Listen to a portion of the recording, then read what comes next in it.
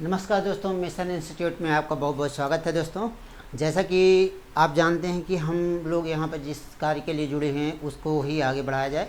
कि आपको हम बताना चाहते हैं, जैसे कि आप लोग भाषा की परिभाषा को देने में बड़ा अड़चने महसूस करते हैं, उस भाषा की परिभाषा को आज आपके सामने हम क्लियर करना चाहते हैं। जैसे कि आपके यहाँ क्या है, एक भाषा शब्द आता है, यह भाषा आती है। भाषा जो शब्द होता है वह संस्कृत भाषा के, किसके? संस्कृत भाषा के भाष धातु से बना होता है। ठीक, किससे बना होता है?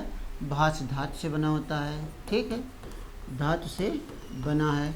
अब मित्र यह ध्यान रखिएगा कि जो धातु है वो धातु क्या कहलाती है? मूल कहलाती है। ठीक, यही जो धातु होती है यही भाषा का क्या है? मूल रूप है। कभी मान लीजिए परीक्षा में आपसे प्रश्न पूछा जाए कि भाषा के मूल रूप को क्या कहा जाता है, तो भाषा के मूल रूप को क्या कहा जाता है? धातु कहा जाता है। ठीक है, जब तक धातु नहीं होती है तब तक भाषा का निर्माण नहीं होगा। अब ध्यान दीजिएगा, जो यह धातु रूप आया है, यह धातु रूप क्या हो जाएगा? धातु रूप क्या आया है? भास आया है। इसी भास का अर्थ क्या होता है? कहना या बोलना होता है। ठीक, कहना या बोलना होता है। इसी कहने और बोलने से ही हम क्या करते हैं? भाषा की परिभाषा निकाल लेते हैं। कहने और बोलने के लिए हमारे पास मिलता क्या है? हमारे पास होता क्या है? भाव विचार। ठीक, क्या होते हैं? हमारे पास भाव विचार होते हैं। इस भाव और विचारों को जब हम प्रकट करते हैं, ठीक, प्रकट करते हैं, तो प्रकट करते हैं तो उसी को हम क्या कहते हैं? उसी को हम क्या नाम देते हैं? उसी को भाषा कहा जाता है। ठीक, उसी को हम क्या कहते हैं? भाषा कहते हैं। ठीक है दोस्तों, अब देखिए मित्र, यहाँ पर हमने कह दिया कि उसी को क्या कहते हैं? हम भाषा कहते हैं। तो इस पर थोड़ी सी एक बात और ध्यान रखिएगा। जैसे हमने कहा कि भाव और विचारों को प्रकट करना क्या कहलाती है? भाषा कहलाती है। जैसे मान लीजिए कि यहाँ पर हम खड़े हैं, यहाँ पर आप हो, ठीक, इन दोनों के बीच में जब बातचीत होगी तो वह बातचीत किसके आधार पे होगी? भाषा के माध्यम से होगी। और जैसे हम हैं, हम आपके सामने अपना भाव प्रकट कर रहे हैं, आप हमारे सामने अपना भाव प्रकट करेंगे। ठीक, इन दोनों के बीच में क्या चल रहा है? भाव और विचार का प्रकटीकरण चल रहा है। का क्या चल रहा है? प्रकटीकरण चल रहा होता है। ठीक है, इस प्रकटीकरण करने के मतलब यह प्रकटीकरण जो कर रहे हैं हम अपने भाव और विचारों को, उस भाव और विचारों को प्रकट करने के लिए हमें आवश्यकता किसकी पड़ती है? ध्वनि की पड़ती है। ठीक, इस किसकी पड़ती है? ध्वनि की पड़ती है। ठीक है, किसकी पड़ती है? ध्वनि की पड़ती है। इसीलिए ध्यान दीजिएगा, इन भाव और विचारों को प्रकट करने के लिए आवश्यकता किसकी पड़ती है? हमें ध्वनि की पड़ती है। तो आपको एक चीज़ और बताया जाता है कि ध्वनि की भाषा की मौखिक इकाई क्या होती है? भाषा की मौखिक इकाई के बारे में अगर आपसे बात किया जाए कि मौखिक इकाई क्या कहलाएगी? ध्वनि कहलाएगी। ठीक, मौखिक इकाई क्या कहलाएगी?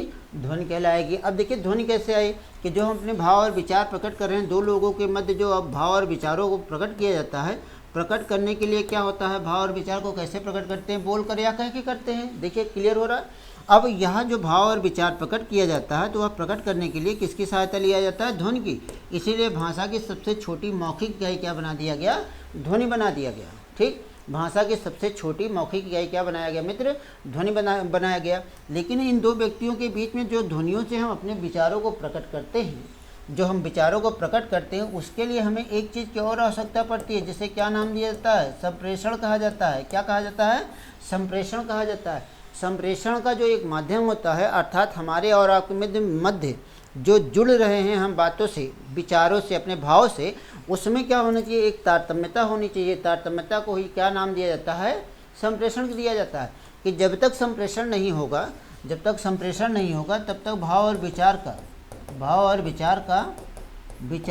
का प्रकटीकरण अच्छे ढंग से नहीं हो सकता। प्रकटीकरण अच्छे ढंग से नहीं किया जा सकता। विचारे तो जाएंगे, सुना तो जाएगा, लेकिन विचारों का अच्छे ढंग से डिलीवर आप नहीं कर सकते, दूसरे तक एक अच्छे ढंग से आप पहुंचा नहीं सकते हैं। ठीक, तो यह जो भाषा होती है, भाषा के बीच में संप्रेषण का होना भी बहुत आवश्यक होता है।